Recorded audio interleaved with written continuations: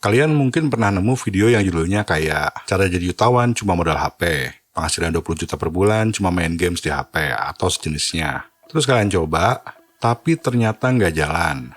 Kalian nemu cara lain, coba lagi, tapi masih tetap nggak jalan.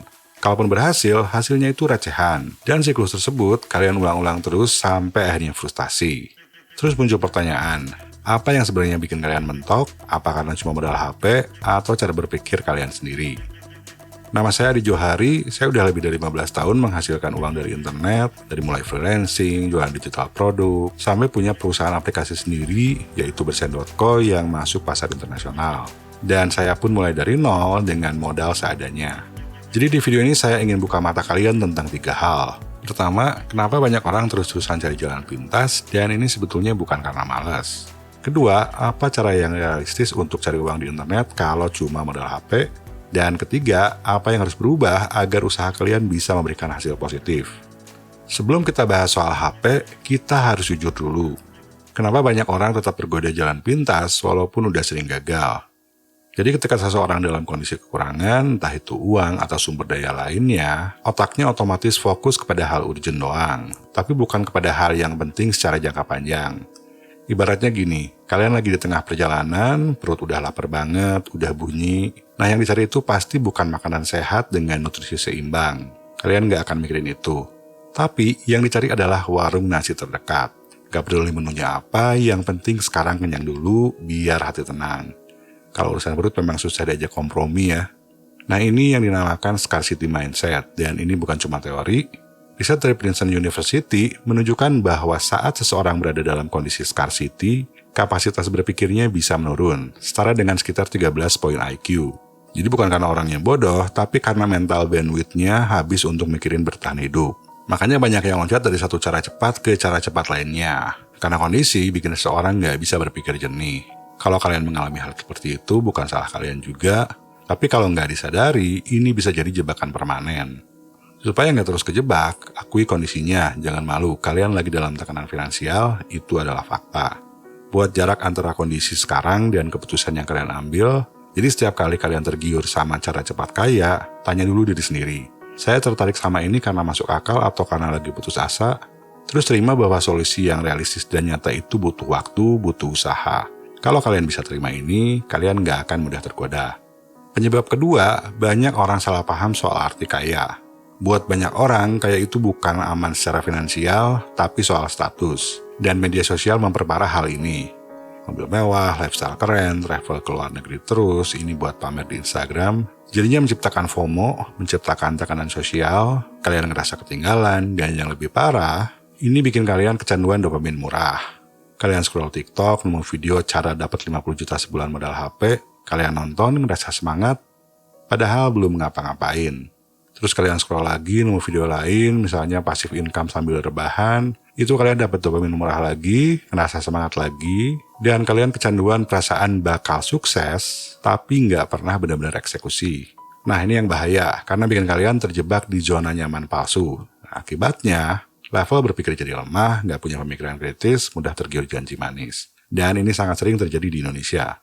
Jadi kalau digabungkan antara scarcity mindset, salah paham soal kekayaan, dan kecanduan dopamin murah, hasilnya adalah lubang penuh jebakan. Nah, kalau kalian merasa mentok terus, masalah yang sebenarnya itu adalah karena kalian belum bisa melihat mencari uang sebagai skill yang bisa dipelajari. Tapi masih melihatnya sebagai menemukan cara yang tepat, bukannya membangun kemampuan yang bisa dimonetisasi. Nah, sekarang pertanyaannya, kalau cuma modal HP, apa yang sebetulnya realistis dalam mencari uang? Nah, realitanya, yang pertama adalah aplikasi penghasil uang. Ini seperti survei, mikrotest, games. Nah, dan ini tuh sebetulnya bisa main sepenuhnya di HP, tapi income-nya sangat rendah. Nggak akan cukup buat biaya hidup, nggak bisa jadi solusi panjang. Terus kedua, investasi. Ini juga bisa di HP. Sekarang banyak apps yang bisa bikin investasi jadi gampang.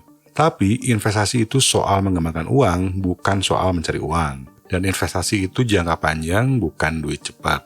Orang yang punya scarcity mindset, kecanduan dopamin murah, pemikiran kritisnya lemah, mereka jadi mudah tergiur dengan scam investasi atau investasi bodong. Begitu dengar iming-iming misalnya, investasi 5 juta sebulan dapat 50 juta tanpa ngapa-ngapain, mereka nggak akan cek, nggak akan riset, dan nggak akan mikir panjang, langsung terjun. Ada yang sampai pinjam uang, jual barang berharga, bahkan ada yang sampai jual rumah. Nah dan hasilnya, duit habis, dan lenyap. Investasi itu baru masuk akal kalau udah punya income yang stabil dan ngerti cara ngelola duit yang benar. Kalau belum punya income ya kerja dulu atau jualan.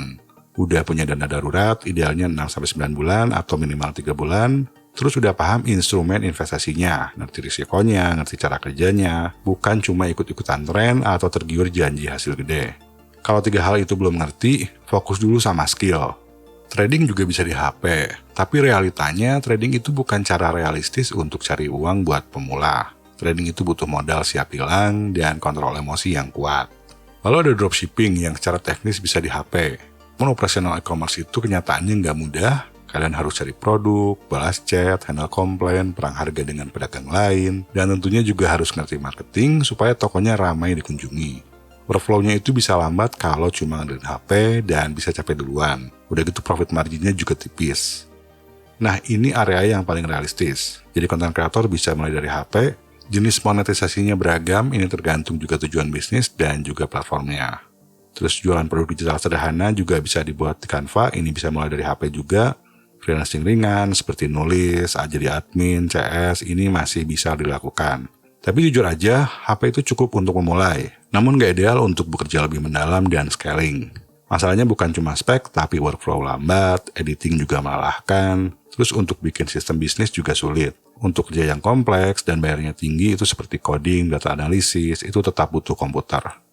Nah jadi realitanya, HP hanya memadai untuk titik awal aja. Jadi kalian tetap bisa mulai dari HP, itu starting point yang valid.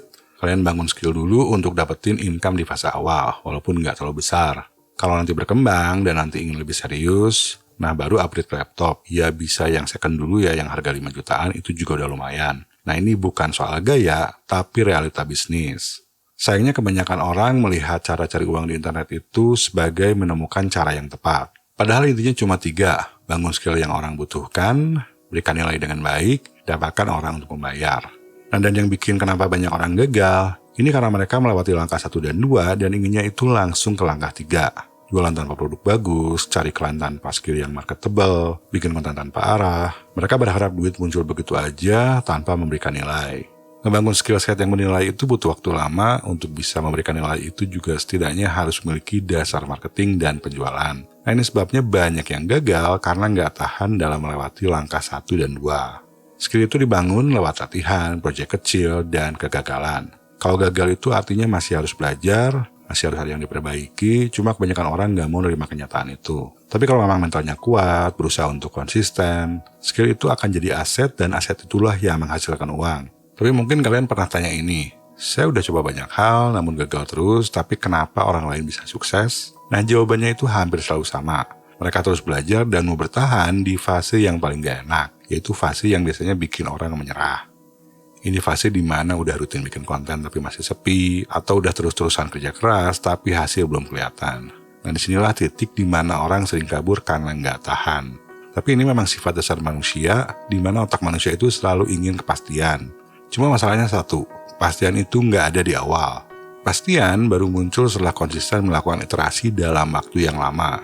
Jadi saat menjalankan sesuatu dan merasa gagal, tanyakan ini dulu. Pertama, apa yang belum saya kuasai? Karena mungkin ada skill yang diperlukan tapi belum terasa dengan baik. Disinilah pentingnya kesadaran diri. Kedua, bagian mana yang masih saya hindari? Ingin meningkatkan jam tayang di YouTube tapi nggak mau baca analitik, nggak mau evaluasi, dan nggak mau belajar storytelling. Terus ketiga, apakah saya udah jalanin ini minimal 6 bulan secara konsisten? Ini bukan sekedar sering ngerjain, tapi konsisten di jalur yang sama sambil melakukan perbaikan bertahap. Nah kalian sekarang udah paham apa yang salah, apa yang bikin mentok. Pertanyaan berikutnya yang mungkin muncul di kepala kalian, skill apa yang realistis buat saya mulai? Mulai dari mana kalau benar cuma modal HP? Roadmapnya gimana? Langkah-langkahnya apa? Nah kalau kalian mau panduan yang lebih mendalam, lebih actionable, tanpa hype, kalian bisa join newsletter Last Minute Creator secara gratis. Jadi tiap Sabtu pagi kalian akan dapat konten untuk membangun skill dan sistem yang realistis. Linknya ada di deskripsi. Nah untuk kalian yang udah join, kalian bisa lanjutin untuk nonton salah satu dari video ini.